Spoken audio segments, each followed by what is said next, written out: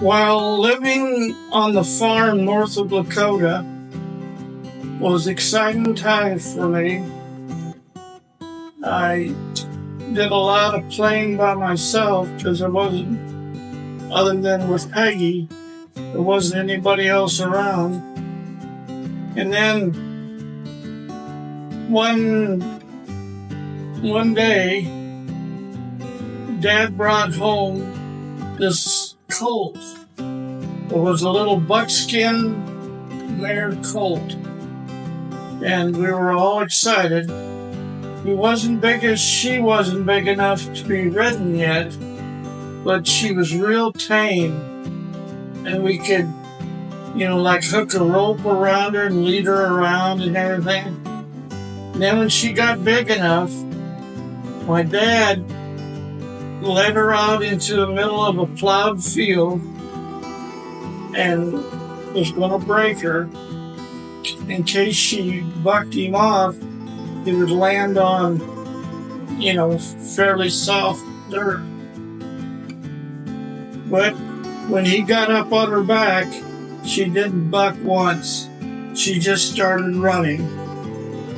And she became one of our favorite pets. Jack rode her more than anyone else, but Joan and I loved to get her and ride her.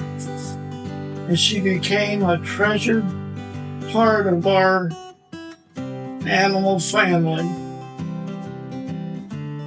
She could run like the wind. I remember riding her many times over to the neighbors. One time the cattle got out way on the south side of the land, and they went over to a neighbor's quite a ways away, and I rode over to get the cows back.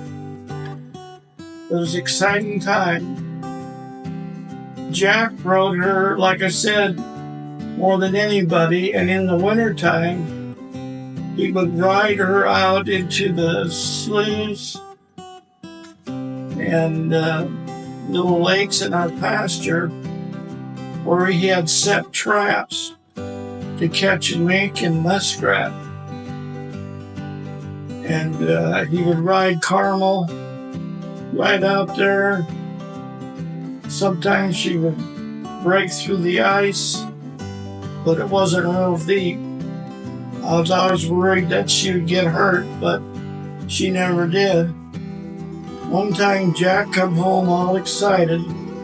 He had caught a mink, and the pelt of the mink, without even skinning it, was like $36.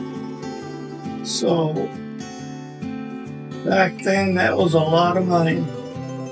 The muskrats that you'd catch, they only brought $1 or $2.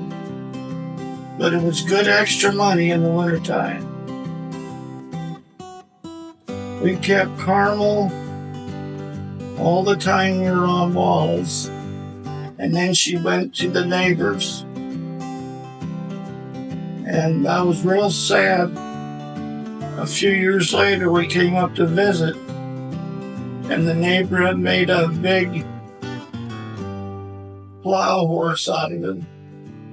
She just gained all kinds of weight.